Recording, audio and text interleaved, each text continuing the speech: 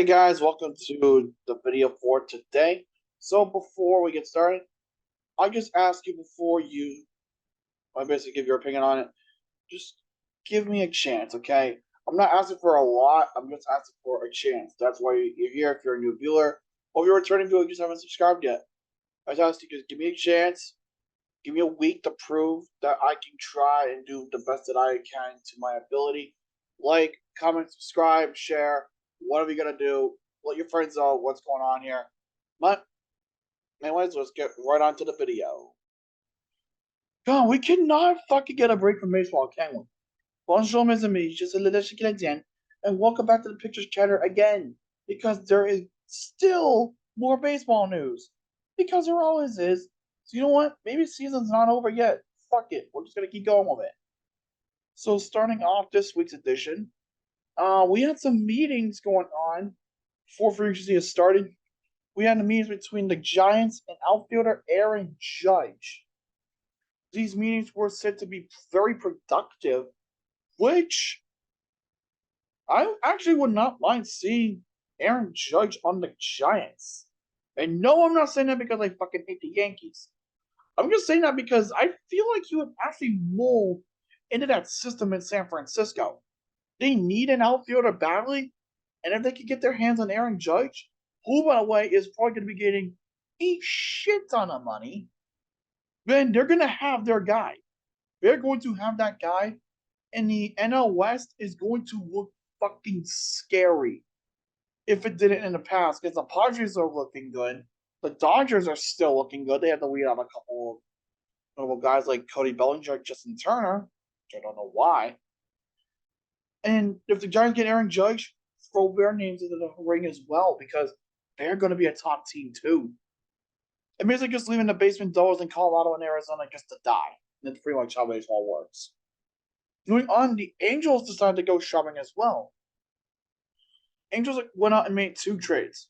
The first one was with the Brewers in acquiring outfielder Hunter Renfroe in exchange for three minor league pitchers, two right-handed, one lefty. I think that's actually a pretty good addition because they do need help in that outfield. So getting him outfield help is actually going to help them out. The second one, this one meant to deal with their interior field issues. They went after third baseman Gio Urshela from the Twins in exchange for right-handed pitcher Alejandro Hidalgo. Yeah, it was 1-for-1. So I guess that one, I mean, take that with what you will. I think that's actually kind of a decent trade because they get their help. Both trades seem decent enough, but short term, yeah. But what about long term? How's that going to work out for them? One way to find out. Moving on, some extensions. First off, we got Isaiah Kiner-Falefa re-signing with the Yankees on a one-year deal to keep him in the Bronx. Which, okay, I mean, they needed him, so good to keep your guys around. The second extension coming from the Rockies with relieving pitcher Tyler Kinley, who is currently battling an injury right now. Signing a 3-year deal worth $6.25 million to remain in Colorado. That's not a bad contract. I feel like he's on the up and up. So that actually could be working out for them and himself as well. And plus, it's not nothing too significant. It's just good enough. The next extension we got is third baseman Miguel Andujar, signing a 1-year deal worth $1.525 million to remain in Pittsburgh.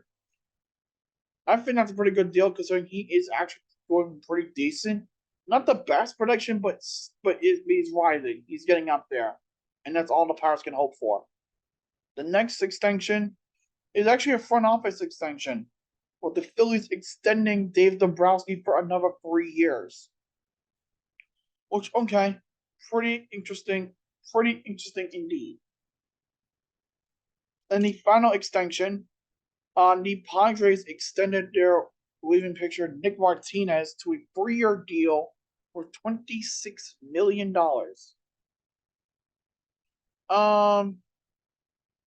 Now, I feel like that is actually not a bad deal because he's actually been doing decent. So, I mean, hey, If you're doing decent, then don't fucking do anything. Then don't do a damn thing. So, in the final news of the day, or for the week, really, before we go into tomorrow's World Cup stuff, let's talk about what happened in Venezuela.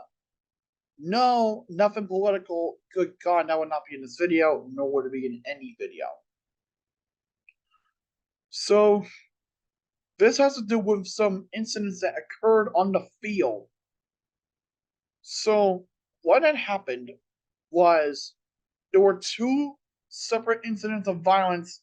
I guess it resulted in brawls on the field. I'll read this article from Fox 4 Kansas City. It says it condemned the violence and unsportsmanlike conduct on the field after two incidents the day before, one of which former two-time MLB All-Star Asdrubal Cabrera attacked a rival player as he celebrated a home run. Carlos Castro was leading off the eighth inning for the Tiburones of La Guardia. I have no idea how to say it. I'm butchering that so bad, and I'm so sorry. In a Venezuelan Winter League game against the Caribes de, I am not even going to try to pronounce that name. When he hit his third home run of the night, he flipped his bat and stared at the opposing bench as he celebrated rounding the bases. Cabrera basically hit him in the face, knocking him to the ground and igniting a massive brawl.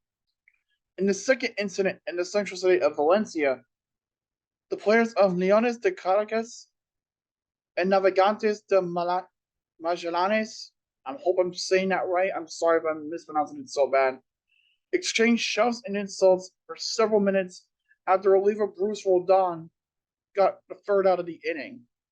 Amondos was expelled with Puerto Rican Yadier Molina, who just became the manager of that team after he just retired from the MLB. I didn't know he got a job that fast. I'm surprised in that part. But to get yourself ejected ass quick, that I don't know what to say to that.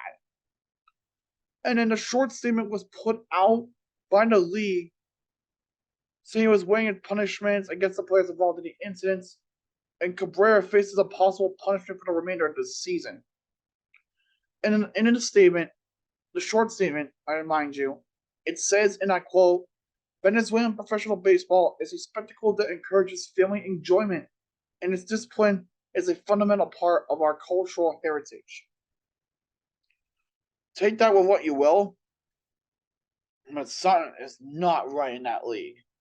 I don't know what it is, but something isn't right, and it needs to get fixed.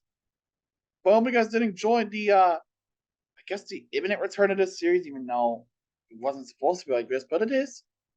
But we guys did enjoy it anyway. If you did, leave a like, comment down below if you guys want to see me next. If you haven't done so already, subscribe to the launch donation. Stay tuned for tomorrow's World Cup coverage. Stay tuned for the announcement on Sunday. I feel like you're going to want to hear this one. But until next time, je suis le Canadien, bonne nuit, et au revoir.